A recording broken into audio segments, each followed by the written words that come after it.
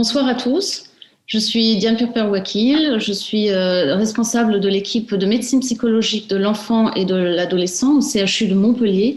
Et je suis très heureuse de pouvoir vous partager avec vous ce soir on va dire une expérience de notre équipe. Qui est les tentatives que nous avons mises en place pour répondre aux parents d'enfants avec TDAH au cours de cette période quand même très, très particulière. Et je voulais tout de suite aussi vous présenter mes deux collègues qui travaillent sur ce projet et qui vont vraiment rentrer dans le vif du sujet avec vous. C'est le docteur Agnès Dédillon, qui est psychiatre pour enfants et adolescents et qui travaille sur notre antenne de l'UNEL et également en libéral. C'est une spécialiste des troubles des apprentissages et du TDAH.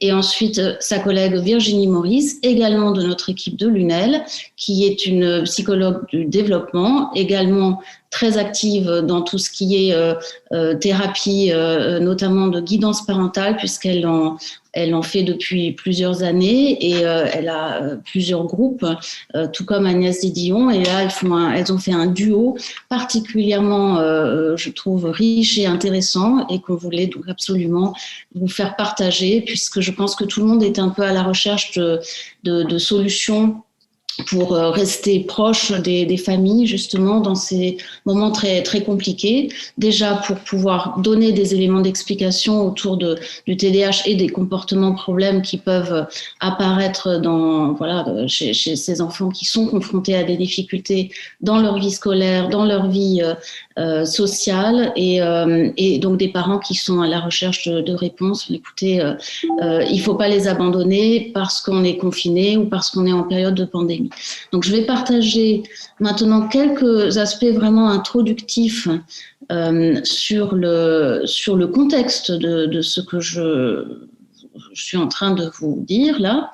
Alors, voilà, donc je voulais vous montrer quelques éléments pour introduire la question de ces programmes parentaux. Donc, ce sont des programmes qui visent finalement à apporter aux parents des techniques et des stratégies pour être plus efficaces dans la communication avec leur enfant et essayer aussi de limiter le retentissement de leurs symptômes de TDAH et des comportements et des difficultés attentionnelles qu'ils peuvent avoir et des comportements parfois impulsifs ou agités qui sont fréquents chez ces enfants.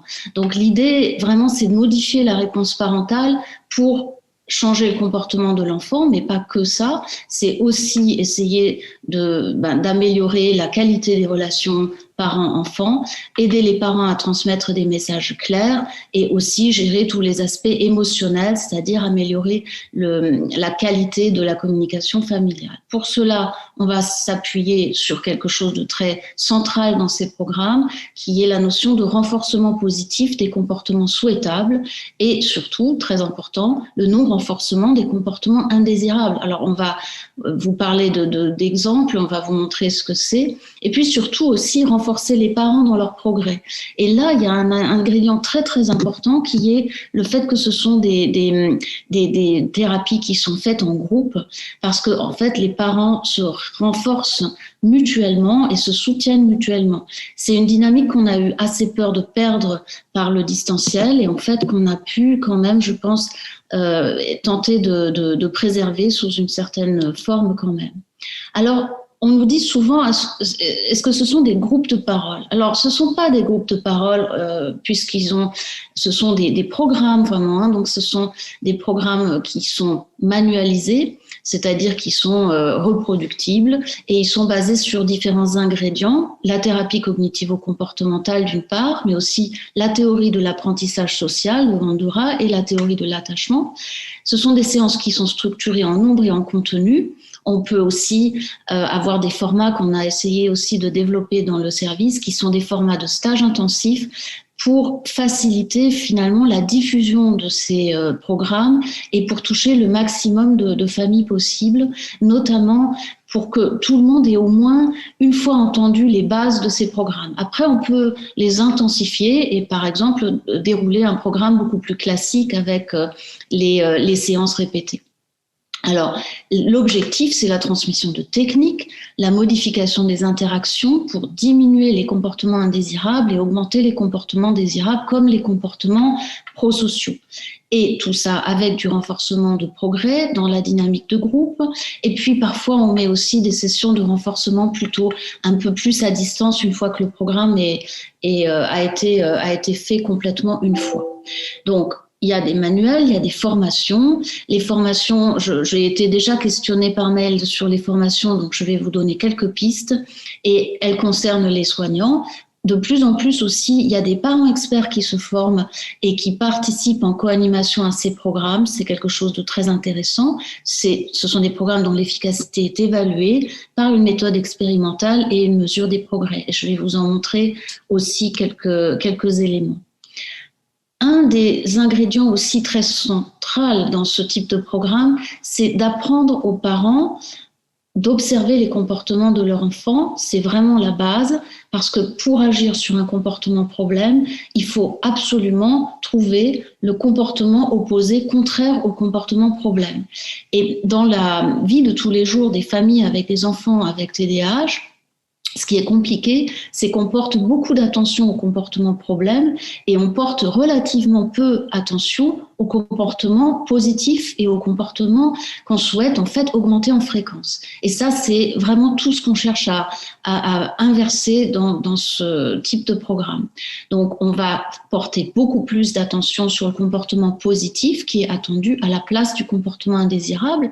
Alors, qu'est-ce que ça peut être? Par exemple, si le comportement problème, c'est hurler ou faire une crise de colère quand on expose l'enfant à un refus, eh bien, le comportement opposé contraire, c'est tout simplement accepter calmement le refus de la part du parent de continuer à jouer aux jeux vidéo ou autre chose clairement frustrante pour les enfants. Claquer la porte, se moquer, insulter, se bagarrer, vous trouverez facilement les comportements opposés contraires. Fermer la porte calmement, parler gentiment, participer à des jeux de coopération, par exemple dans le groupe de pairs. Alors, il y en a plein d'autres. L'idée, c'est pas de les identifier tous, c'est d'identifier les comportements sur lesquels on cherche à agir et puis d'utiliser la notion de contingence. Cette notion de contingence, elle est très centrale également par rapport à tous ces programmes de gestion des habiletés parentales. Donc, on va vous présenter tout à l'heure, Virginie et Agnès vont vous présenter le programme de Barclay modifié pour la période très spécifique de confinement, de pandémie, etc., mais qui peut, je pense, être vraiment réutilisé dans ce format-là et pérennisé dans ce format-là. Mais la notion de contingence, c'est quoi? C'est travailler sur un comportement. Donc, on avait dit qu'on travaillait sur le comportement problème et le comportement opposé contraire. Et pour cela, on va essayer de bien sûr observer ces comportements problèmes et puis essayer de comprendre ce qui s'est passé juste avant et juste après. Et ce qu'on va déjà faire, c'est essayer de modifier les antécédents du comportement problème pour faire apparaître le comportement opposé contraire. Ça veut dire qu'on va peut-être modifier le contexte environnemental, modifier les instructions qu'on donne à l'enfant pour augmenter la chance qu'apparaisse le comportement désirable et ce qu'on appelle, on utilise très souvent aussi ce qu'on appelle le modeling, c'est-à-dire le rôle de modèle du parent qui commence à initier un comportement positif pour qu'il soit en fait imité par l'enfant, et ça c'est également quelque chose de très intéressant. Ça, le travail sur les antécédents est vraiment important parce que ça a une efficacité immédiate. Modifier les antécédents, par exemple créer un contexte environnemental positif pour faire apparaître des comportements désirables, eh bien ça marche tout de suite. Le travail ultérieur, ou le travail, on va dire, même simultané, on va dire, c'est celui sur les conséquences. Les conséquences, on va essayer de travailler sur les renforcements positifs, c'est-à-dire des événements qui vont augmenter la fréquence du comportement qui les précède. Alors évidemment, on pense à des choses très basiques. Les comportements, par exemple, les renforcements alimentaires sont des renforcements primaires, c'est-à-dire qui fonctionnent plutôt à peu près chez tout le monde. Il y a des renforcements secondaires qui sont des renforcements culturellement appris, conditionnés, c'est-à-dire par exemple les félicitations. Et puis après, il y a des renforcements qui peuvent être échangés, comme par exemple des jetons ou des choses de ce type. Mais ce qu'on essaye vraiment d'installer, c'est des conséquences positives et ce n'est pas nécessairement des choses matérielles. Donc par rapport à ça, c'est travailler donc sur les antécédents, le contexte environnemental immédiat. Qu'est-ce que ça pourrait être, par exemple? Ce sont des environnements qui vont favoriser la concentration, qu'on va chercher à limiter les distracteurs, à, par exemple, travailler sur le placement dans la classe ou dans l'appartement à domicile, créer l'environnement affectif positif, très important. Si on veut voir apparaître des comportements positifs, ça ne va jamais apparaître lorsque l'environnement est tendu, stressé, vous allez avoir vraiment le contraire. Structurer les situations, c'est souvent très utile pour les enfants avec TDAH. Une attention de l'adulte mobilisée à un degré qu'il va falloir moduler avec le temps pour que l'enfant gagne en autonomie. Et puis, évidemment, créer des situations hautement motivantes qui, pour les enfants avec TDAH, sont souvent des situations de défi. Donc, une fois qu'on a dit ça, c'est bien aussi de donner des instructions efficaces. On a vu que dans le travail sur les antécédents du comportement, eh bien, il y a aussi cette notion d'instruction efficace et il faut que les instructions soient précises, soient données à un moment donné où on a l'attention de l'enfant, où on a son contact visuel. Ça peut être aussi des codes un petit peu par l'attitude physique, faire un signe, se rapprocher de l'enfant.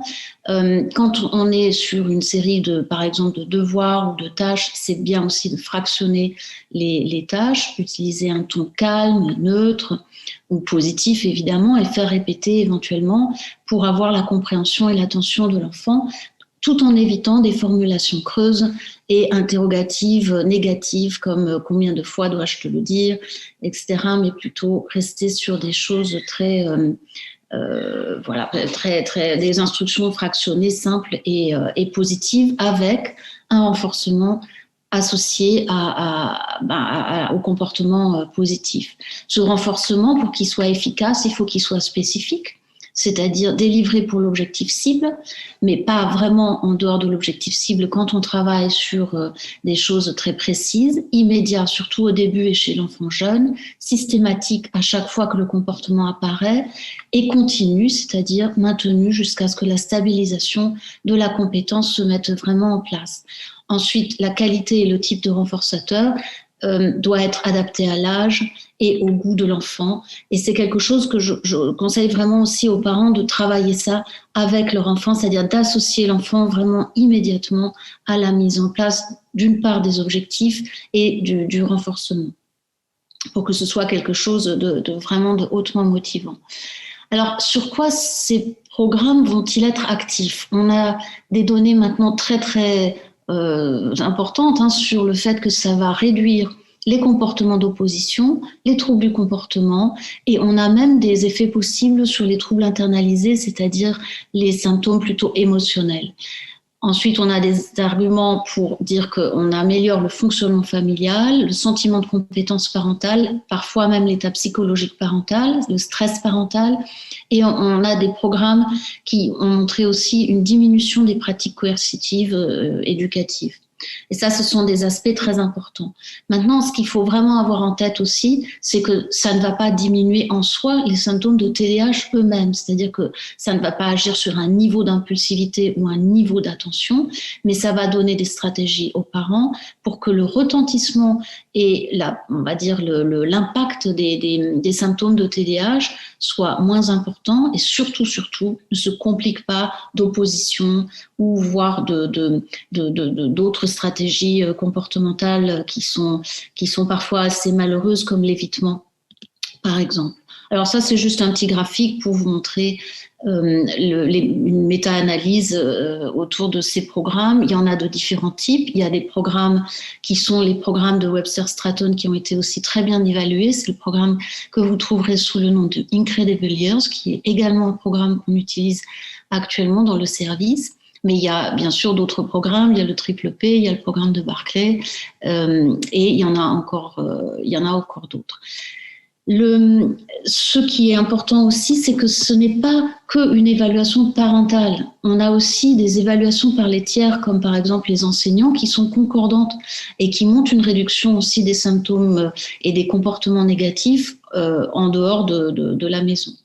L'amélioration de l'état psychologique parental, j'en ai déjà parlé, les compétences parentales, et tout ça avec un rapport coût-efficacité qui est somme toute positif. Alors ça, c'était juste pour vous montrer les différents types de programmes. Il y en a encore d'autres, mais je vous ai montré ceux qui étaient les plus fréquemment repérés dans la littérature, et aussi ceux qui sont disponibles en version francophone, comme le programme multipropulsion de l'hôpital Rivière des Prairies qu'on utilise aussi dans le service, et qui est intéressant, avec des vignettes et beaucoup de matériel à donner aux familles en français, et un très beau manuel. Ils ne sont pas d'ailleurs, ces programmes, toujours spécifiques au TDAH, puisqu'ils sont globalement utilisés très largement dans tous les troubles externalisés du comportement, comme les troubles oppositionnels, voire dans le trouble des conduites. Un point commun, c'est qu'ils sont d'autant plus efficaces que l'enfant est plus jeune. Donc, ça veut dire aussi que dans les stratégies de prise en charge, il va falloir les proposer vraiment tôt et aussi largement que possible. Donc, on a aussi, bien sûr, des parents qui peuvent absolument pas venir au groupe. On a aussi des écoles qu'on souhaite toucher parce que fonctionne également très bien dans le contexte scolaire. Donc, je vous montre deux ressources, on va dire, de type pédagogique. Donc, un premier livret qui a été fait par Marie-Claude Sayag en collaboration avec HAC Pharma, qui accueille notre webinaire et qui nous permet cette organisation ce soir. Et un document qui est bien plus ancien déjà, auquel j'avais participé quand j'étais encore pas à Montpellier mais à Paris, avec l'équipe de Robert Debré, sur un document d'information pour les enseignants, avec aussi des idées de stratégie comportementale pour diminuer les comportements problèmes à l'école. Et puisqu'on me l'a demandé, je voulais aussi vous donner quelques pistes et quelques livres, quelques conseils de lecture. Donc, Mon enfant est hyperactif. Ça, c'est un livre qui a été écrit par une collègue et un parent. C'est intéressant parce que c'est un peu les voies croisées de tout un parcours de soins. L'hyperactivité chez l'enfant, également de Nathalie Franck, qui travaille avec moi. Après, le classique du classique, c'est le livre du Barclay, qui malheureusement n'est pas complètement, qui n'existe pas dans une traduction, je dirais, directe. Mais si vous cherchez une version française, le livre collaboratif de Manuel Bouvard, Marie-Claude Sayag et Stéphanie Biulac, et aux éditions Odile Jacob, Comment aider mon enfant hyperactif, et donne une description séance par séance du programme de Barclay. Ensuite, le TDAH chez l'enfant et l'adolescent de Louis Vera. Et pour ce qui est des formations, le DU sur les troubles du neurodéveloppement chez l'enfant et l'adolescent de l'Université de Montpellier, qui est maintenant en distanciel, et les formations de l'AFRE, qui est une association de formation montpelliéraine dans laquelle beaucoup de mes collaborateurs collaborent et assurent des formations autour des troubles du neurodéveloppement et autour aussi des troubles émotionnels et du comportement. Donc moi, j'en ai fini pour cette partie un peu théorique et introductive, et maintenant je vous propose de passer vraiment dans le concret, et notamment aussi dans l'adaptation de ce qui a été fait autour de cette période particulière de pandémie, où tout d'un coup, tout le groupe, ou la plupart, quand on a eu le premier confinement dur, les groupes se sont arrêtés. On a du coup cherché des solutions, et c'est vraiment, voilà, avec le dynamisme et la créativité de toute l'équipe que ça a pu être maintenu sous un format un peu modifié qu'on va vous présenter. Donc, je donne maintenant la parole à Virginie Maurice, qui va commenter. Je vais essayer en même temps de suivre vos questions. Je vous propose de faire une vraie discussion à la fin pour vraiment pouvoir interagir tous les trois correctement sur l'ensemble du contenu. Et je voulais aussi essayer de répondre, si je peux, à certaines questions en direct dans le chat, si c'est possible, puisque je l'ai sur mon téléphone. Et ce que je vais essayer de faire aussi, c'est de noter quelques questions qui me semblent peut-être des amorces de discussion pour la partie qui suivra. Voilà, donc j'ai assez parlé maintenant à vous. Alors, bonsoir à tous. Virginie Maurice, donc je suis psychologue du développement de l'enfant et de l'adolescent. Alors tout d'abord, merci beaucoup de nous donner l'opportunité de parler de cette expérience qui a été vraiment très très riche.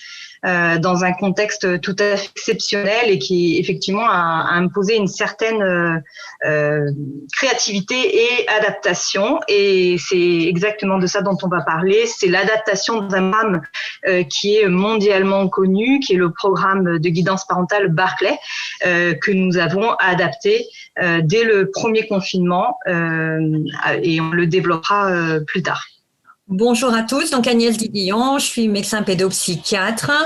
Je m'associe à Virginie Maurice déjà pour vous remercier tous d'être présents aujourd'hui pour écouter notre expérience un petit peu particulière en effet que l'on a vécue et l'innovation qu'on a tenté de mettre en place afin de poursuivre les soins pour nos petits patients et leurs familles. Malgré les difficultés sanitaires. Et merci beaucoup Diane de nous avoir donné l'occasion en effet de présenter notre expérience. Et Diane Purper l'a présenté tout à l'heure, donc la prise en charge du TDAH dans le service avant le premier confinement consistait à groupe donc de guidance parentale, voilà, de guidance parentale donc selon la méthode de Barclay avec différentes formules. Alors, il y a la formule stage sur 2 jours, donc en présentiel, 10 séances d'1 heure, donc 10 semaines consécutives, donc fractionnées chaque semaine. Alors 4 après-midi en présentiel dans le service. Il y a également le groupe de guidance parentale Incredible Years qui s'adresse à des parents d'enfants jeunes, alors récemment diagnostiqués ou en phase de l'être, de moins de 6 ans. Des groupes de psychoéducation que nous animons également pour les enfants eux-mêmes, qui sont des groupes voilà, qui expliquent aux enfants eux-mêmes ce qu'est le TDAH et la façon dont ils peuvent mieux vivre avec pour des enfants âgés de 6 à 16 ans et évidemment des consultations régulières, habituelles avec un médecin et ou psychologue. Donc ça c'était avant la prise en charge du TDAH pendant le premier confinement. Alors évidemment elle a dû se modifier par rapport aux nouvelles contraintes sanitaires. Alors c'est-à-dire l'arrêt des consultations et des groupes de guidance en présentiel de façon majoritaire, le passage en téléconsultation et visioconsultation en individuel et finalement une augmentation très très rapide des demandes de consultation des parents, notamment d'enfants avec TDAH, pour différentes raisons que je vais développer. Alors, le TDAH et pandémie du coronavirus, finalement, concrètement, qu'est-ce que ça a changé pour les familles depuis mars 2020 ? Eh bien tout.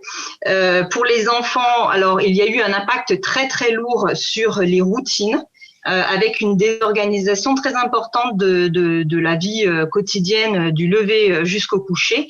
Évidemment, l'arrêt de l'accueil en collectivité, donc plus d'école, pas de départ au collège ou au lycée, interruption des activités sportives et de loisirs.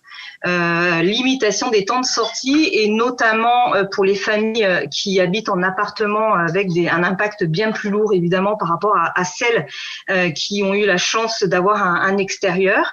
Diminution voire arrêt total de l'ensemble des contacts sociaux, alors avec les membres de la famille, les copains, les voisins, etc. Augmentation de la quantité des devoirs scolaires à réaliser à la maison et bien évidemment dans des conditions très très différentes de celles habituellement connues par l'enfant, c'est-à-dire sans rituel d'accueil, sans rituel tout seul, sans camarades, sans éléments de motivation comme par exemple je travaille parce que je sais qu'après il y a la récréation, ou je travaille parce que je sais qu'après il y a le temps de cantine parce que j'aime bien manger telle ou telle chose, ou je vais pouvoir jouer avec mes camarades, et parfois sans aucun lien, ni de vive voix ni en vidéo, sans aucun lien avec l'enseignant qui est un repère pour l'enfant, et le parent étant la seule interface par rapport à sa société. Alors, d'autres difficultés pour l'enfant, des difficultés à préserver des moments de répit. Alors, on note ça parce que souvent, dans les plaintes qu'on a eues dès le début du confinement, chez les enfants notamment, c'était d'avoir l'impression d'être tout le temps en train de parler de devoirs, de la scolarité, comme si votre thématique revenait en boucle dans toutes les familles du début jusqu'à la fin de la journée. Des difficultés très importantes aussi en lien avec le repérage dans le temps, donc des enfants qui ne savaient pas dire quelle heure il était ou le jour de la semaine, voilà, un peu perdu si c'est le week-end ou la semaine. Évidemment, majoration des peurs, des inquiétudes dans un contexte pandémique très anxiogène, avec des parents qui, par exemple, pouvaient regarder les informations du début jusqu'à la fin de la journée, des inquiétudes des parents également, donc qui s'auto-contaminaient, voilà, qui contaminaient un petit peu toute la famille. L'enfant au centre des conversations adultes, sans avoir de moments de répit et d'espace préservé où effectivement le sujet du coronavirus n'était pas abordé. Et au sein de la famille, une intrication entre les devoirs professionnels des parents et les devoirs scolaires des enfants qui finalement étaient non-stop, en boucle, sur tous les temps de la famille, même ceux habituellement réservés à des moments plus conviviaux, des moments plus d'échanges un peu plus légers. Et évidemment, tout ça a eu pour conséquence pour les enfants une majoration importante des comportements d'opposition à la maison pour les enfants. Voilà. Pour côté parental, il y a eu rapporté donc dans le cadre des consultations qu'on menait dès le début du premier confinement des difficultés à gérer simultanément le télétravail et l'école à la maison. À faire respecter ou à respecter des routines de travail scolaire et à la fois à répondre à des exigences des établissements scolaires pour des parents qui évidemment n'étaient pas tous à même d'assurer les apprentissages des enfants et notamment pour les CP. On a eu beaucoup de plaintes de parents nous parlant d'une impossibilité de faire apprendre par exemple la lecture évidemment pour des enfants scolarisés en CP, ou alors à l'inverse des parents d'enfants plus âgés ou de lycéens, de collégiens lycéens en incapacité totale à faire les devoirs de maths par exemple ou de chimie ou des exercices contraignants et difficiles pour eux par rapport à leurs propres compétences. Dans les difficultés, il y avait également les difficultés à faire respecter les règles habituelles et notamment ce qui a été beaucoup discuté et rapporté, c'est des difficultés à faire respecter les temps d'écran qui bien sûr ont malheureusement explosé pendant le premier confinement et un décalage très important des heures du coucher, donc des rythmes de l'enfant, des heures de lever et forcément des temps de repas. Donc tout ça a été très décalé pour les parents eux-mêmes également. Ce qui nous était rapporté aussi dans les téléconsultations, les premières, c'était des difficultés à gérer les conflits dans la fratrie, donc des frères et des sœurs qui n'étaient pas forcément habitués à être ensemble autant de temps et qui se retrouvaient du coup à devoir cohabiter et à supporter les uns et les autres. Évidemment une diminution des temps de loisirs et donc de loisirs des enfants qui ont quand même une certaine fonction pour un enfant avec un TDAH, mais également des temps de loisirs du parent, ce qui fait que tout le monde a dû, vous le savez bien, cohabiter et avec une disponibilité qui forcément a été largement diminuée. Diminution également des temps d'échange et des temps de répit entre adultes et en dehors de la maison. Alors, pour ne pas dire sans les enfants, parce que c'était de ça dont il était question. Donc, finalement, on a eu, dans les premières téléconsultations menées avec le docteur Didillon, finalement, des plaintes qui étaient très récurrentes et à chaque fois les mêmes sur des thématiques qui étaient on n'en peut plus, c'est difficile, il passe sa vie sur les écrans, impossible de lui faire les devoirs, il se dispute, il se chamaille de longue, etc. Ce qui a donné un épuisement parental très très important, une plainte très importante et un sentiment, en tout cas pour ma part, de faire des téléconsultations qui se ressemblaient toutes. Une sensation de devoir à chaque fois dire la même chose. répéter la même chose et entendre les mêmes plaintes. Ce qui nous a donné l'idée avec le docteur Didillon de réaliser 2 vidéos. La première qui résumait des recommandations internationales sur la façon dont on pouvait vivre le confinement avec des enfants, avec TDAH ou pas d'ailleurs, et une deuxième vidéo qui a été réalisée pour parler du coronavirus et la façon dont on peut en parler au quotidien tout en gardant un semblant de vie normale. Alors ça a été notre vécu dans le cadre de nos téléconsultations. Maintenant, voilà ce que dit la littérature.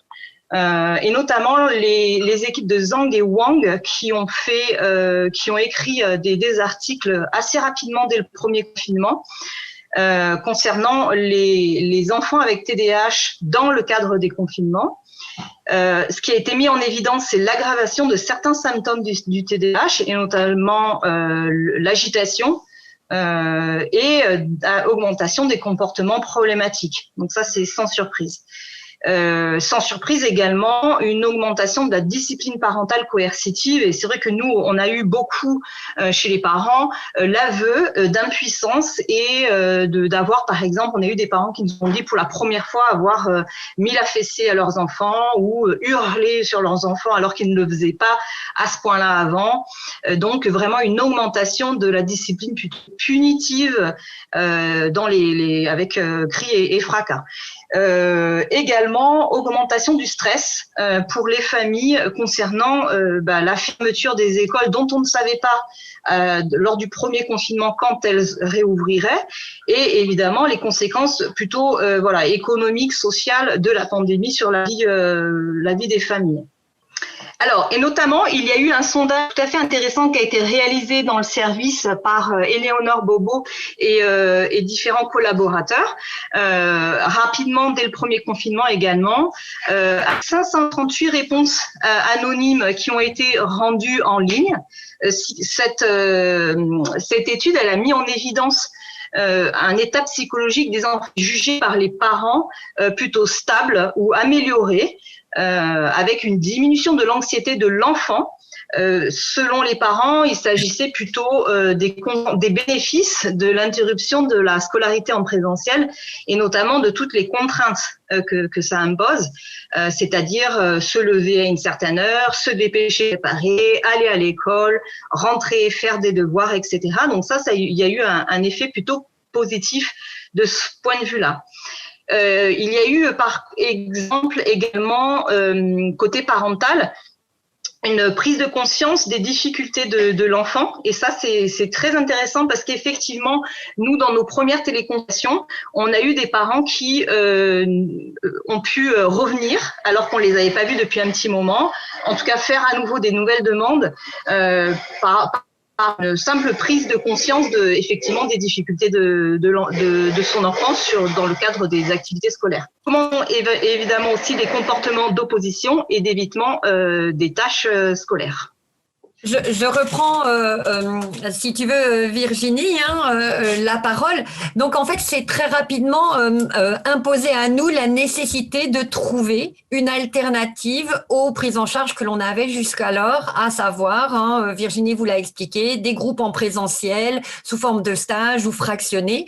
Et face à la demande incessante et vraiment qu'on sentait prégnante des parents, on a très rapidement essayé de proposer quelque chose un petit peu d'innovant pour accompagner ces familles. On s'est servi du fait qu'ils étaient confinés chez eux pour un petit peu réfléchir à la chose et on en a profité pour s'inviter chez eux. On a utilisé pour cela la plateforme Teams. Et afin peut-être de redonner aussi un rythme quotidien tant aux parents qu'aux enfants, on a proposé des séances quotidiennes à heure fixe. Au départ, comme pour le confinement, sans fin programmée puisqu'on n'avait aucune idée de la durée de la situation sanitaire. On a lancé ça comme ça. C'était des séances d'1h30. On va rentrer plus en détail un petit peu. On a souhaité une très grande accessibilité sur ces séances avec juste un adressage par un médecin ou un psychologue. La seule condition pour les parents étant que leur enfant est un diagnostic de TDAH. Les parents faisaient un contact par mail dès qu'ils étaient adressés par leur praticien. Très rapidement, nous, on prenait contact avec eux, et ce qui nous a permis d'avoir une très grande réactivité et d'accueillir très rapidement les parents sur le groupe, puisque le groupe étant quotidien, on n'avait pas mis de limite, c'est-à-dire que les parents pouvaient nous rejoindre à tout moment sur les séances quotidiennes. Pareil, dans un but de proposer ça à un plus grand nombre de patients, on n'avait pas limité le nombre, et c'est vrai qu'aujourd'hui, je crois qu'on est assez nombreux sur la plateforme aujourd'hui. C'est vrai que l'outil de visio nous permet en effet comme ça de toucher un grand nombre de personnes. L'animation, c'est systématiquement faite en duo, donc Virginie Maurice et moi-même. On a choisi ce binôme en fait qui nous a permis de répondre à un plus grand nombre de questions, de plus grand nombre de problématiques, et vraiment de toucher un maximum les parents. On faisait un rappel quotidien aux parents pour se connecter, en effet, pour essayer peut-être d'éviter la fracture numérique chez certains parents qui auraient pu être en difficulté logistique. On a fait des rappels et des réinvitations quotidiennes. On avait prévu un petit délai de 10 minutes pour que les gens aient le temps de se connecter, mais quand même, tout de même, pas trop de latitude. Les parents étaient quand même fortement invités à nous prévenir en cas d'absence à l'avance, qu'on ne les attende pas, et le but étant quand même de garder une dynamique et un respect pour tout le groupe. Donc, on ne tolérait pas plus de 10 minutes de retard avant de commencer. Comment se déroulaient un petit peu nos séances? On avait en effet, on va le voir plus en détail, une présentation systématique de la triade des symptômes du TDAH en début de session. Les parents arrivant au fur et à mesure, on était bien sûr amenés à redire fréquemment cette triade, à la retravailler avec les parents.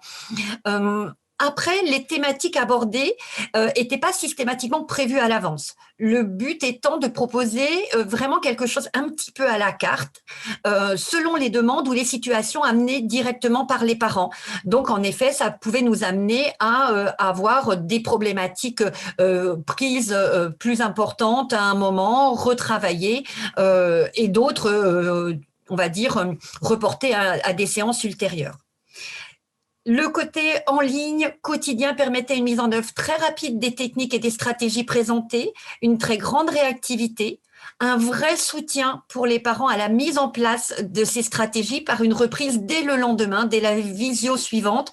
On reprenait avec eux la technique ou la stratégie qui avait pu être évoquée en répondant immédiatement à leurs interrogations ou à leurs difficultés qu'ils avaient pu rencontrer, ou à leur réticence aussi parfois à mettre en place telle ou telle technique ou telle stratégie. Ça permettait d'être retravaillé de manière très rapide.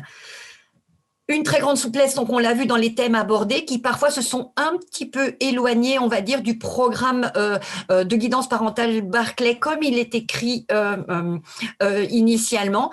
En effet, en lien avec l'actualité, aux situations de confinement, aux inquiétudes parentales, ou à ce que les enfants amenaient eux aussi dans leur questionnement ou dans leurs attitudes, on a parfois en effet été amenés à un petit peu déborder du programme initial, et peut-être à être plus large dans les informations ou les conseils qu'on pouvait donner par rapport à ce qu'on peut faire habituellement quand on est en présentiel, en effet.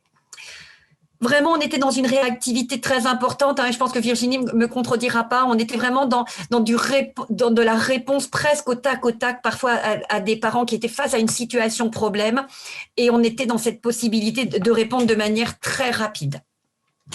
Donc, en quoi consistait donc un petit peu notre prise en charge pour vous donner une vision? Alors, je ne vais pas rentrer très en détail, déjà parce que le professeur Perper-Wakil l'a fait et a expliqué un petit peu les fondements généraux de la prise en charge de la guidance parentale Barclay, mais aussi parce que c'est peut-être pas uniquement l'objet de notre échange ce soir. Il y avait des informations générales sur le TDAH. En effet, la triade symptomatique était développée puisque la connaissance du trouble par les parents est un axe majeur et très important, puisque plus les parents vont pouvoir mettre du sens sur les comportements de leur enfant et les rapporter à la triade symptomatologique du TDAH, plus ils vont pouvoir adapter eux-mêmes leur comportement et comprendre les comportements de leur enfant.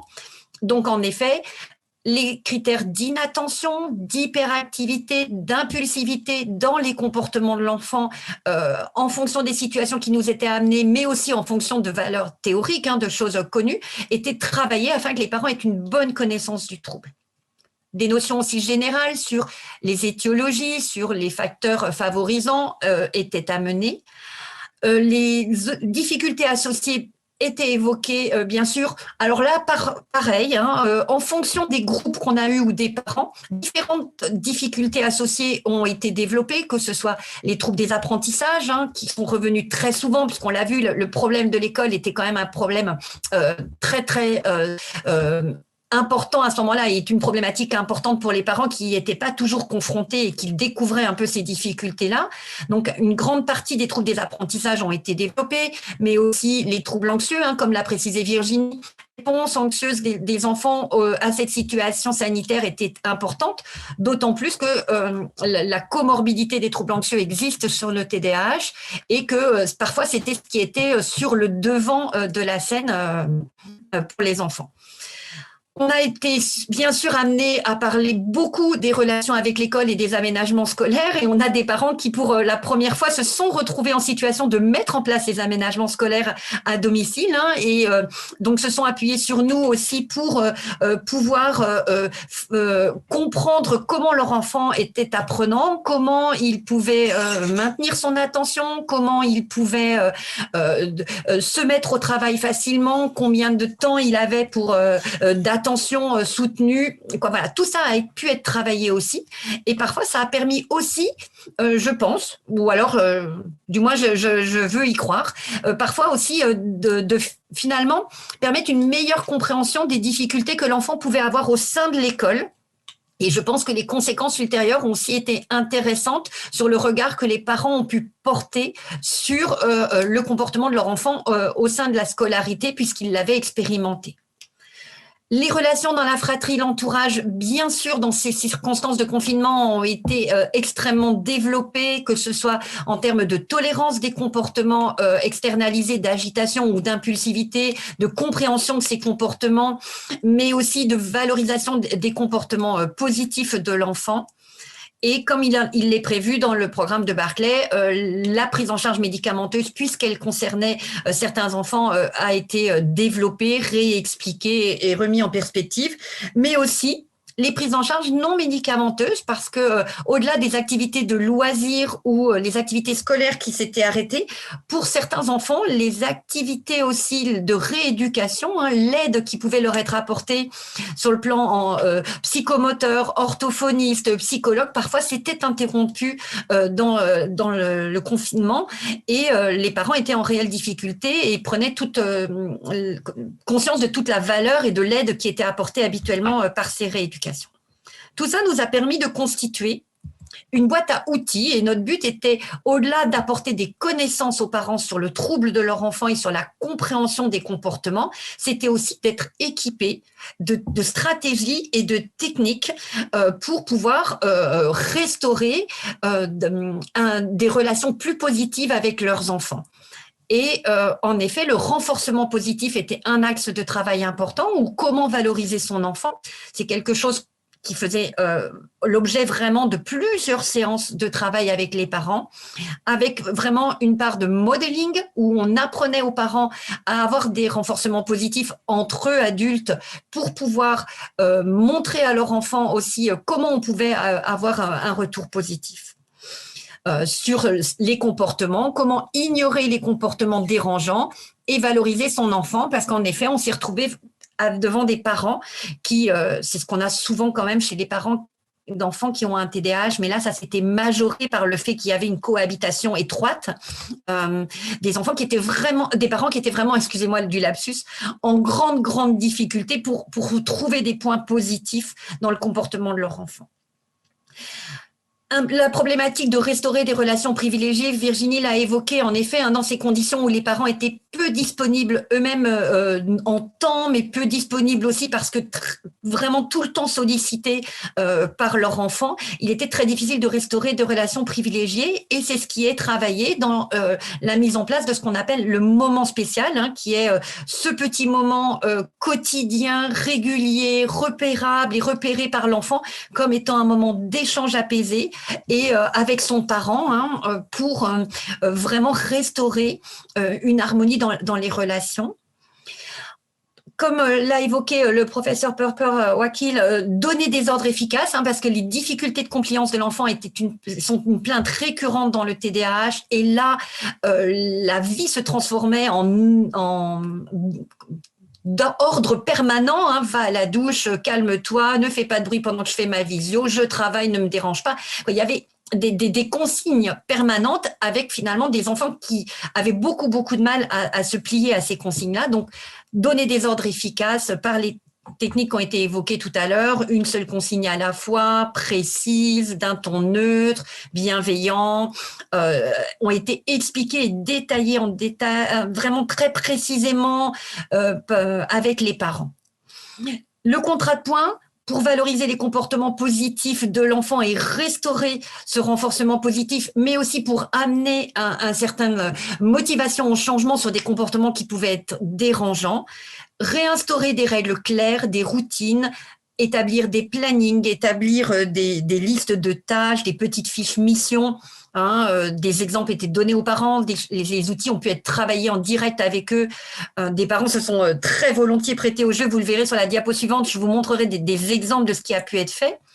Le temps mort, ou comment gérer les difficultés émotionnelles de l'enfant, les comportements d'opposition et les colères, afin de ne pas être dans l'escalade des conflits qui étaient très fréquents dans cette circonstance de confinement, et aussi tout un travail sur comment améliorer la gestion des émotions avec la constitution d'un point calme, d'un lieu de répit où l'enfant pouvait s'apaiser. Donc, on a utilisé la plateforme Teams et on a profité de leur support et de ce qu'ils nous proposaient. Donc, en effet, le support vidéo, on faisait un partage d'écran comme on peut le faire ce soir, où on avait un PowerPoint adapté aux séances vidéo pour que les parents aient un support. Un écran blanc interactif qui nous permettait de noter au fur et à mesure les remarques des différents parents, ce qui leur permettait vraiment d'être très participatifs. Un chat en ligne. Et l'une d'entre nous se chargeait de répondre en direct aux questions sur le chat ou aux commentaires ou d'aller chercher l'information que certains parents donnaient sur le chat s'ils étaient un petit peu intimidés pour prendre la parole. Et des documents transmis en fin de séance qui restaient à disposition des parents bien au-delà du temps de vidéo, où ils pouvaient venir quand ils voulaient, puisque l'équipe, puisque ça s'appelle comme ça, Teams, du groupe, restait ouverte tout le temps pour permettre aux parents de revenir chercher les documents lorsqu'ils en avaient besoin. Donc, les documents qu'on a pu partager dans ces moments-là, donc là, je vous ai mis quelques exemples et je remercie les parents qui nous ont partagé les deux documents que vous voyez sur la droite de votre écran, puisque ce sont des documents de parents que les parents ont construits pendant les séances pour justement eux aussi avancer dans leurs difficultés et qu'ils ont très volontiers partagé sur le fichier avec les autres parents. Donc, vous voyez, tableau de récompense pour faire un tableau motivationnel et en dessous, un exemple d'enfant plus jeune avec des pictogrammes et des petits soleils qui symbolisaient la réussite des objectifs. Des documents aussi plus théoriques, où on avait rédigé avec Virginie Maurice un document à destination des animateurs en activité extrascolaire, où finalement les parents disaient « vous nous expliquez beaucoup de choses, nous on a l'impression qu'on commence à mieux comprendre, à l'école aussi, mais par contre comment on fait avec l'animateur à la cantine ou avec l'animateur du centre aéré et ce genre de choses ». Et à la fin de la séquence, on va dire, quand on avait quand même évoqué tous les outils nécessaires, étaient remis aux parents, toujours à leur disposition sur le fichier Teams, un document qui résumait les différents outils, donc le moment spécial, le contrat de points, le renforcement positif, comment donner un ordre efficace et le time-out. Et les parents pouvaient télécharger et garder à disposition ce document qui reprenait les grands points importants qu'on avait pu évoquer. On s'est évidemment aidé aussi pour accompagner les difficultés de l'enfant du matériel. Hein. Donc, on a pu présenter grâce à la vidéo du matériel qu'on avait à notre disposition, à savoir le timer, l'utiliser, le faire fonctionner pour que les parents l'expérimentent, mais aussi des fidgets qui sont des objets qu'on utilise pour aider l'enfant à gérer son agitation motrice et qui sont des objets non sonores, qui permettent une agitation souvent que des mains ou que des pieds et qui permettent ainsi de moins gêner dans le cadre familial, puisque là, c'était bien souvent le fait que le niveau sonore ou l'agitation motrice de l'enfant au sein de la famille pouvait être quelque chose d'extrêmement compliqué à gérer. Hein. On a eu des parents qui nous ont rapporté des situations extrêmement complexes de vie en appartement où les voisins se sont plaints de l'agitation, du bruit permanent avec leurs enfants, quoi. On a aussi mis à leur disposition certains ouvrages pour ceux qui souhaitaient lire après le groupe ou en même temps. Donc là, j'en ai mis quelques exemples qui sont des grands classiques, mais on avait à disposition toute une liste aussi d'autres ouvrages. Là, c'était juste pour illustrer un petit peu les exemples qu'on avait pu donner aux parents comme ouvrage pour compléter leurs informations. Virginie, je te laisse parler de notre petit Léo, si tu veux bien. Tout à fait. Alors, on a fait le choix de vous présenter une petite vignette clinique pour vous donner un petit peu concrètement des informations pratiques de comment ça se passait pour les familles. Alors, Léo, pour vous le présenter, est un enfant de 8 ans, premier enfant d'une fratrie de 3 enfants, scolarisé en CE2, qui était suivi et il l'est toujours aujourd'hui dans le service du MPEA pour un diagnostic de TDAH qui avait été posé quelques mois auparavant, en octobre 2019. Donc, il a des sœurs jumelles de 2 ans. Le couple parental était en télétravail depuis le début du confinement numéro 1.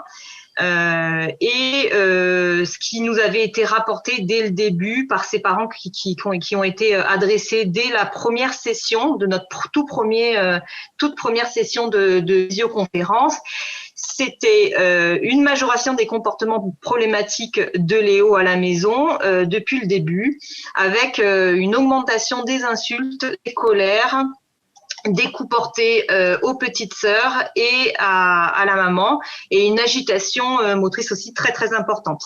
Donc les parents, les 2 parents, papa et maman, ont participé au groupe du 6 avril au 20 mai 2020, donc pour une période quand même assez intéressante. Alors, les représentations des parents au début du groupe, donc ce sont des parents qui n'avaient jamais participé à un groupe de guidance en présentiel ou un groupe de guidance tout court. Donc ils avaient vraiment des connaissances du TDAH qui étaient plutôt sommaires, voire erronées. Par exemple, ils considéraient que voilà les insultes, les oppositions étaient vraiment pour les provoquer, pour leur ruiner, leur gâcher la vie, etc., etc. Donc une plainte très importante dès le début de la session, avec une demande qui était dès le début pour une aide à la gestion des colères et de l'opposition. Mieux comprendre le trouble de Léo, une aide aussi pour un peu séquencer les temps scolaires et les temps du reste de la journée, limiter les conflits à la maison et notamment par rapport à la consommation des écrans qui a été très très importante pour Léo en début de confinement, et aussi de profiter du confinement pour faire des activités de qualité avec Léo. Donc il y a eu une demande aussi sur ce qu'il pouvait faire Léo sans que ça dégénère en crise de colère. Voilà, donc une demande de conseils très très pratiques et d'informations très très pratiques également. Alors, ce qu'on a vu avec ses parents, et notamment d'autres parents, évidemment, parce qu'on faisait des visioconférences, grosso modo, entre 8 et 15 parents à peu près, chaque jour. Donc, ce qui a été vu avec eux et avec d'autres parents, c'est l'instauration assez rapidement d'un moment spécial qui a été développé par le professeur Perper et par Agnès Didillon, donc à accorder à Léo 15 minutes par jour et sans la présence des petites sœurs. La place également d'un coin du calme avec l'aide de Léo et bien évidemment avec sa collaboration pour le choix du lieu, le choix des objets qu'il pouvait emmener dans ce coin de calme, qui serait un coin dans lequel il irait dès lors qu'il y aurait une excitation ou un début d'agitation ou un début d'émotion, en tout cas émotion grandissante, plutôt négative mais aussi positive.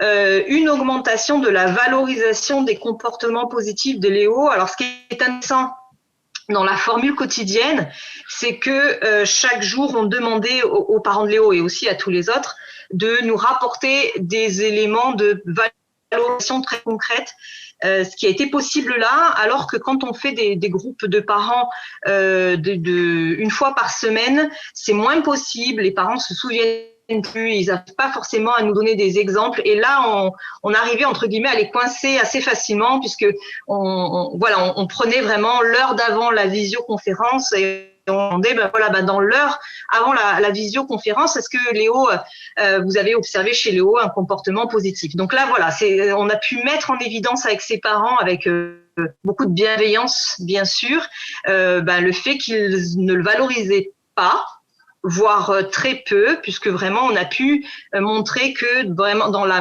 matinée ou juste avant la visio, il y avait eu aucun compliment, aucune valorisation très concrète et aucun moment accordé à observer les comportements positifs de Léo, qui, vous le savez, rentre dans le cadre de la spirale, non pas infernale, mais tout à fait positive, du cercle vertueux de j'observe mon enfant et ses comportements positifs, je les mets en évidence, je les lui signifie et ça l'incite à les répéter plutôt que de mettre le doigt sur le comportement négatif. Donc ça, on l'a vu tout à l'heure.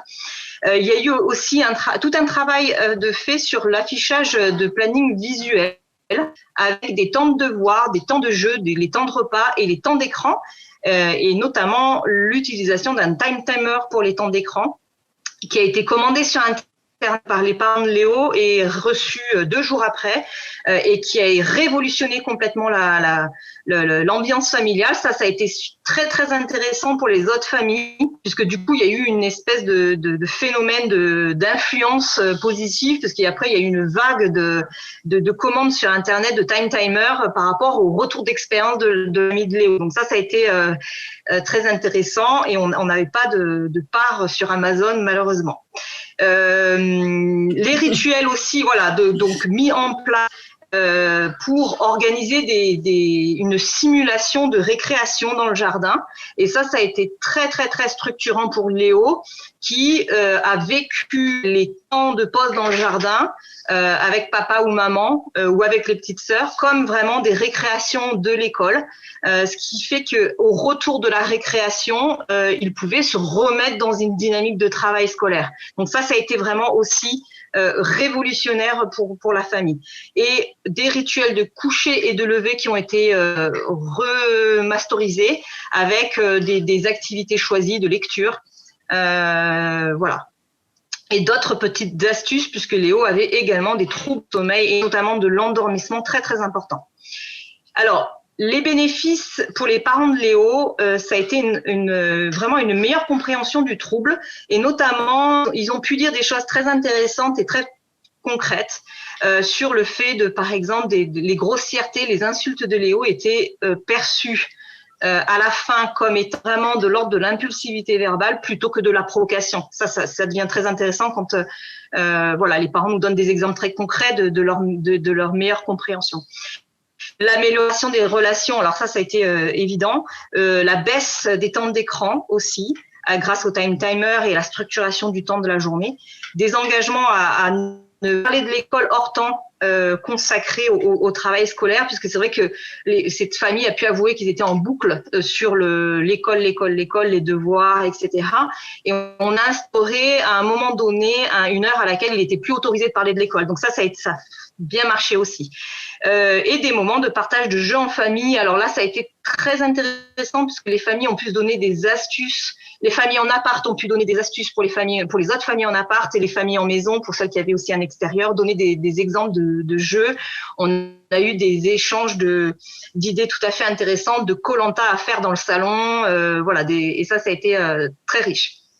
Alors, la prise en charge du TDAH après les 2 confinements. Ouais.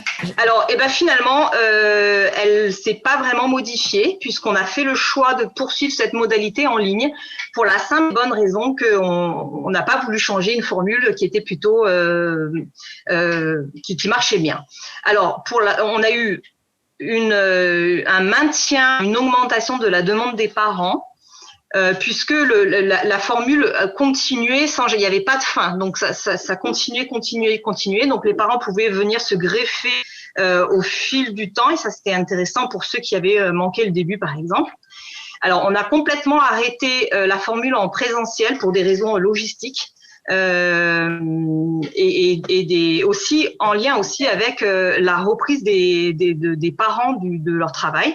Et on a eu l'opportunité de tester plusieurs autres modalités, notamment on a fait ça le soir, on a testé ça entre midi et 14h, on a testé 15 jours consécutifs puis on s'arrête, on a testé de ne pas s'arrêter, voilà, on a testé plusieurs choses. En tout cas, on n'a jamais abandonné la modalité en ligne. En effet. Excuse-moi Agnès, mais du coup, on a eu on essayait de mener une enquête sur l'efficacité et la perception de cette modalité par les parents. Excuse-moi Agnès, je t'ai coupé la parole et je te la rends. Il n'y a aucun souci. Je voulais juste ajouter qu'en effet, comme c'était quelque chose d'innovant, que ça n'avait pas été fait, que même nous, finalement, l'efficacité de la formule en ligne, l'efficience, la pertinence, s'est posée rapidement. Est-ce qu'on avait bien fait? Est-ce que fallait le poursuivre, pas le poursuivre? Cette question s'est posée et donc très rapidement, on a souhaité demander aux parents de nous donner leur avis. On a donc ainsi conçu une enquête d'hétéro-évaluation qu'on a soumise aux parents pour évaluer différents points afin en effet de pouvoir s'améliorer dans la proposition qu'on avait fait, mais d'évaluer aussi si on était vraiment là où les parents nous attendaient et si on était dans nos missions d'apporter l'aide nécessaire et les contenus étaient corrects. Donc on a fait une évaluation, on va le voir sur la formulation online. Est-ce que la formule visio convenait aux parents? Alors, maintenant, cette question, elle paraît presque désuète puisque depuis maintenant bientôt 1 an, on utilise la visio comme moyen de communication. Mais il faut vous rappeler que au début, en avril, quand nous, on a commencé, c'était encore quelque chose de très innovant et on savait pas non plus comment ça allait être reçu par les parents. Évaluer les contenus, c'est-à-dire est-ce qu'on arrivait à transmettre les mêmes contenus que dans nos groupes en présentiel avec une formulation online. Est-ce que l'aide qu'on leur apportait était pertinente? Est-ce qu'elle répondait à leurs besoins? Et est-ce que, parce que ça c'était très important pour nous puisque la question s'est très vite soulevée, est-ce que le fait qu'on soit online et que les parents ne soient pas dans la même pièce permettait quand même de garder l'atout du groupe puisque la prise en charge de guidance parentale Barclay est une prise en charge en groupe et que tous les bénéfices du groupe, des interactions entre les parents est très importante et on voulait savoir si ça persistait malgré l'écran. Donc, on avait listé des questions et je vais vous épargner le fait de toutes les lire, mais on avait posé différentes questions aux parents et on leur avait demandé de répondre de manière anonyme, en ligne, sur un questionnaire qui leur était envoyé, une survey pour envoyer et ils devaient juste répondre. Ils n'avaient pas la nécessité de s'identifier pour le faire. Donc, ce qui permettait d'avoir, on va dire, des réponses les plus authentiques que possible. Donc, on a posé les questions sur la modalité online. Est-ce que la formule online vous convient ou pas, hein. Alors, pour vous donner une idée rapide sur les couleurs, le bleu, c'est tout à fait, c'était 4 étoiles, le violet était 3 étoiles et le bleu était 2 étoiles. C'était vraiment le vert et le jaune qui montraient que les parents ça ne leur convenait pas. On peut constater là que sur la modalité online ou sur le format d'1 heure ou sur la fréquence quotidienne, tous les parents ont été satisfaits de ce qui leur avait été proposé en termes de modalités techniques. Hein. Et ça, c'est important, avec vraiment quand même une grande majorité de bleus, donc de parents extrêmement satisfaits à chaque fois. Sur les contenus du programme, donc notre question, c'était est-ce qu'on a réussi à faire passer les contenus du programme, puisqu'on est tenu à un programme qui est codifié, hein, oui ou non. Donc, le contenu était-il adapté à vos attentes? On voit qu'on a une très large majorité de oui parfaitement et de oui vraiment. Sur les contenus personnalisés, on a quelques parents et ça nous étonne qu'à moitié, on va même dire qu'on s'en doutait. Hein. C'est aussi l'effet groupe qui fait que certains parents ont trouvé que les contenus n'étaient pas suffisamment personnalisés malgré le fait qu'on était très réactif à la demande de chaque parent. En effet, ce n'était pas une prise en charge individuelle, hein. Ça reste une prise en charge groupale. Et comment avez-vous trouvé la qualité de l'écoute face à vos difficultés? C'est-à-dire, est-ce que nous, en distanciel, on arrivait à être suffisamment en empathie et attentif à nos patients pour pouvoir répondre à leurs difficultés? Et pour une grande majorité des parents, ça a été le cas. Et aussi, ce qui était important, hein, puisque le but d'un groupe de guidance parentale, c'est aussi d'apporter de l'aide et des connaissances sur le TDAH. Donc là, on avait la question, avez-vous l'impression d'avoir mieux compris votre enfant? En vert, oui. En jaune, non. Donc, on voit que là, voilà, c'est très significatif sur le oui. Avez-vous l'impression d'avoir mieux compris le trouble de votre enfant? Pareil, on a une grande majorité de oui. Vous sentez-vous plus équipé pour gérer et accompagner votre enfant au quotidien? On voit que là, les réponses sont plus mitigées, hein, et donc ça montre aussi les limites de la prise en charge en groupe pour certains parents, pour qui finalement un accompagnement peut-être individuel est nécessaire dans les suites et où la formulation groupe ne suffit pas à les accompagner. Et nous, c'était important de pouvoir le voir. Est-ce que la dynamique groupe, synergie dans le groupe, la confiance, l'effet groupe, pour résumer, avait été préservée? On voit bien qu'on a une grande majorité de oui. Les parents se sont sentis en confiance pour parler de leurs difficultés. Et on a même à peu près moitié des parents qui ont gardé contact avec d'autres parents dans le groupe, même s'ils ne se voyaient que par la visio. Et ça, c'était très étonnant. Ils avaient des groupes de parole à côté. Ils ont continué à faire des chats. Je sais même que certains parents ont cherché à se rencontrer après, parce que finalement, ils avaient trouvé des similitudes dans leur vie familiale avec leurs enfants. Et donc là, on peut nous féliciter du fait que l'effet groupe était présent. Et ça, c'était quand même très important pour nous que ces différentes caractéristiques persistent au-delà de la visio.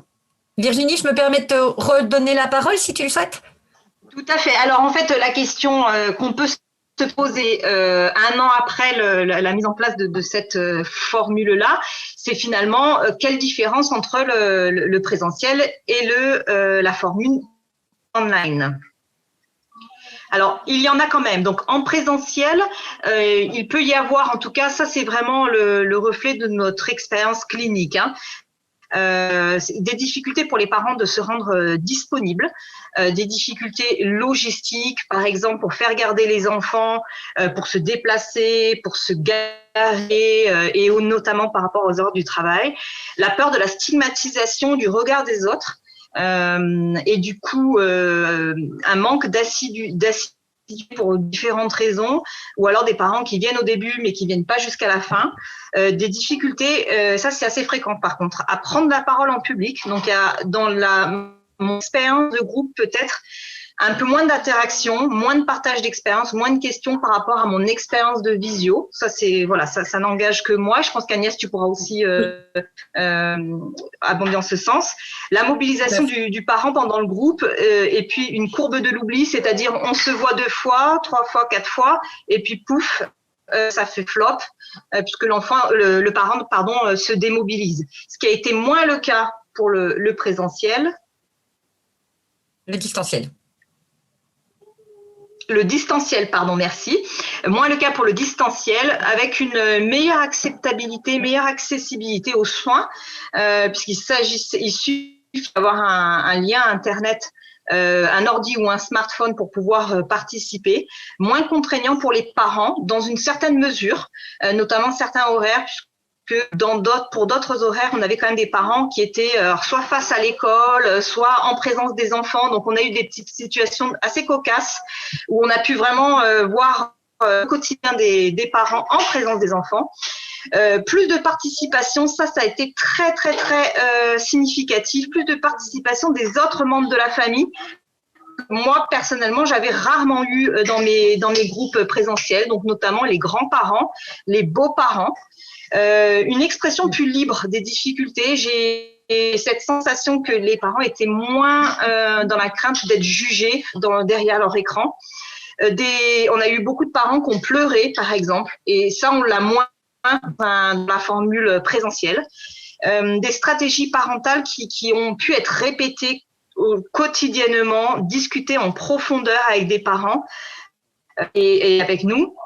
Et moi, j'ai eu la sensation que le distanciel a amené une certaine proximité, paradoxalement, puisque avoir des parents et entendre parents tous les jours pendant plusieurs semaines, ça nous a donné vraiment une visibilité sur le quotidien et la situation clinique de l'enfant qui a été plutôt très très riche par rapport à ce qu'on peut entendre en groupe en présentiel. En conclusion, nous avons écrit tout ça dans le cadre d'un article avec la collaboration de Ala, qui est également collaboratrice au sein du MPEA, et de Diane Purper, donc une publication des résultats de notre enquête dans la revue L'Encéphale. Un autre point de conclusion, c'est que finalement, je l'ai dit tout à l'heure, on poursuit cette modalité parce qu'elle marche. Et puis, on n'a pas le projet de l'arrêter, et même au-delà de la crise sanitaire, qu'on espère la plus courte possible.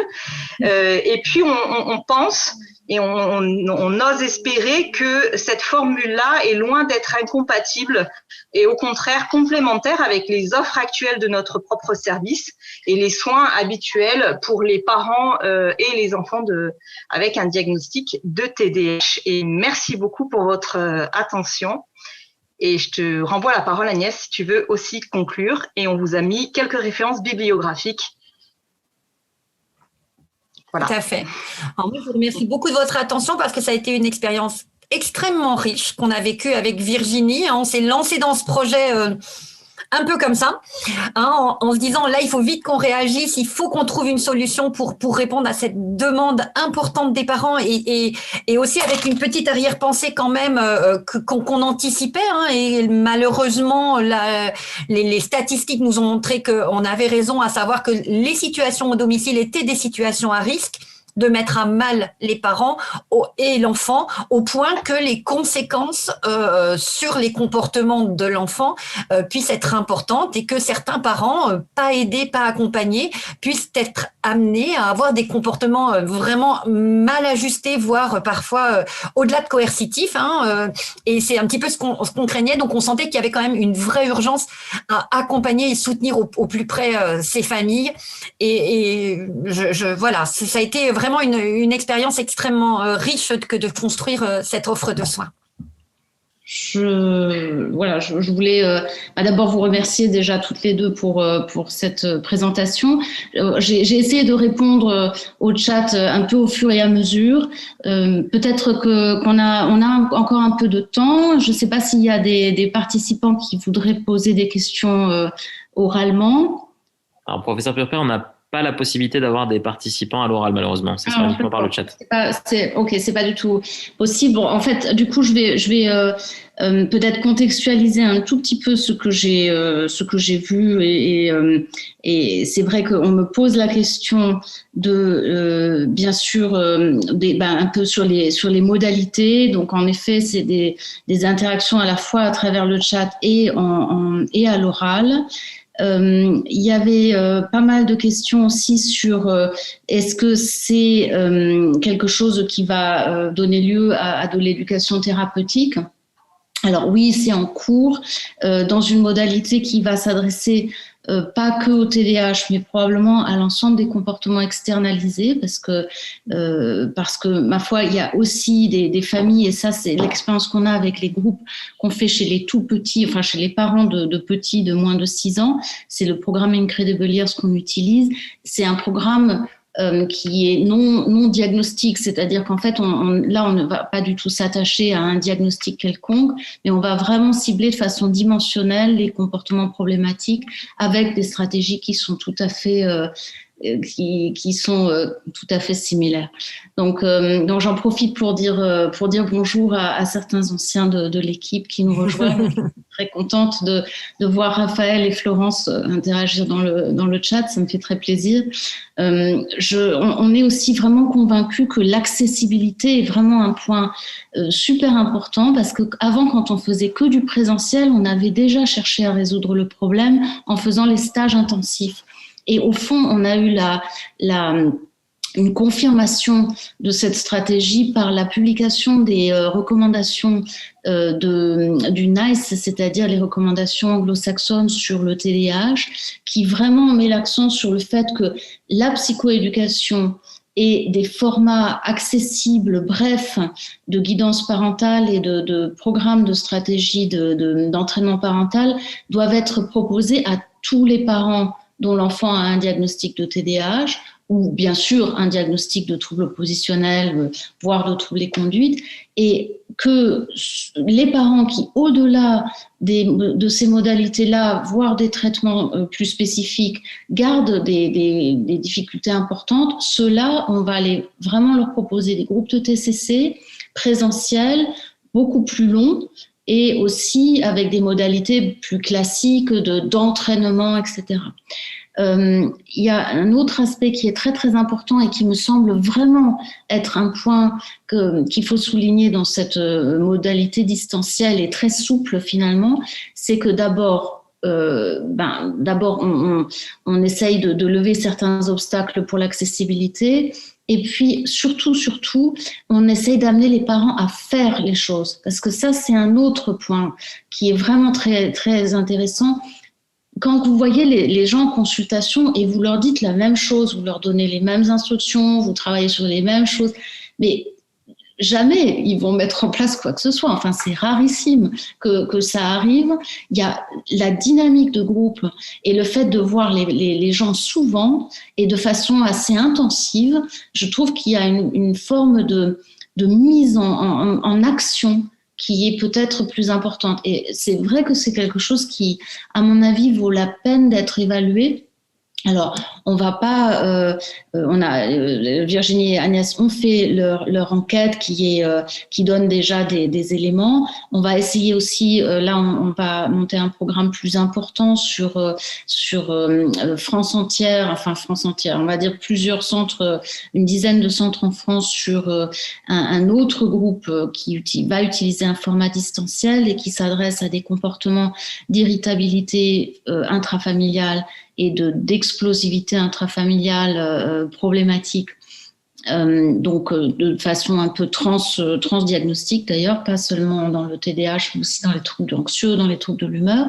Donc on va essayer de voir ce que ça apporte sur une modalité plus large et voir si on peut en effet aider aussi d'autres équipes à se saisir de ces outils-là et d'avoir des éléments d'évaluation.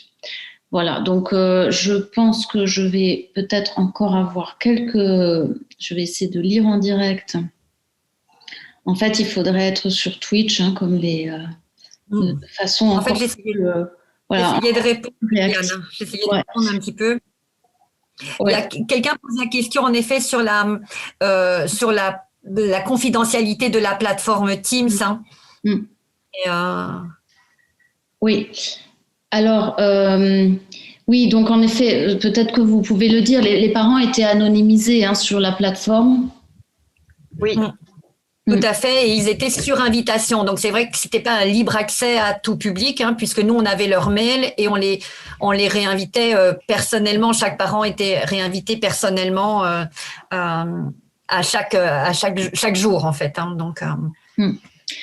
Alors, et puis les parents étaient interpellés, le papa de Léo, la maman de Emma, et jamais on ne mentionnait les noms de famille des enfants et ni les noms de famille des parents.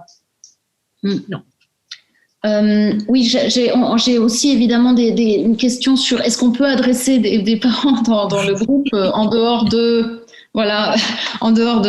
Montpellier, de Lunel, etc. Pour le moment, c'est compliqué. Ce sera possible par contre dans le programme de recherche. C'est-à-dire que dans le programme de recherche, ce qui va se passer, c'est qu'on va pouvoir recruter à l'extérieur et faire les groupes de chez nous. Et là, pour le coup, ce sera un recrutement à Paris. Il y a pas mal de centres qui participent. Aussi à Nantes.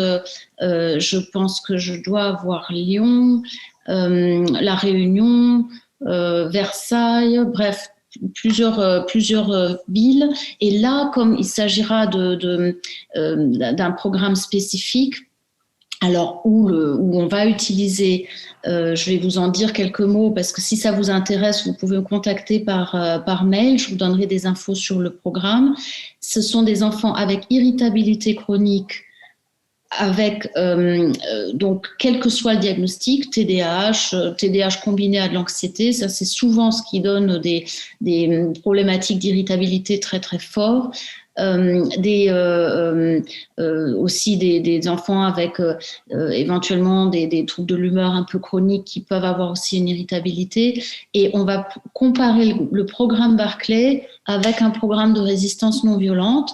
Et on va avoir une liste d'attente pour avoir un groupe non sans traitement actif, enfin avec traitement usuel, mais sans traitement de ce type-là. Et ça va être en distanciel complet. Avec des évaluations en distanciel et on va donc pouvoir recruter assez largement. Donc là, on attend évidemment là que puisse vraiment inclure très très largement.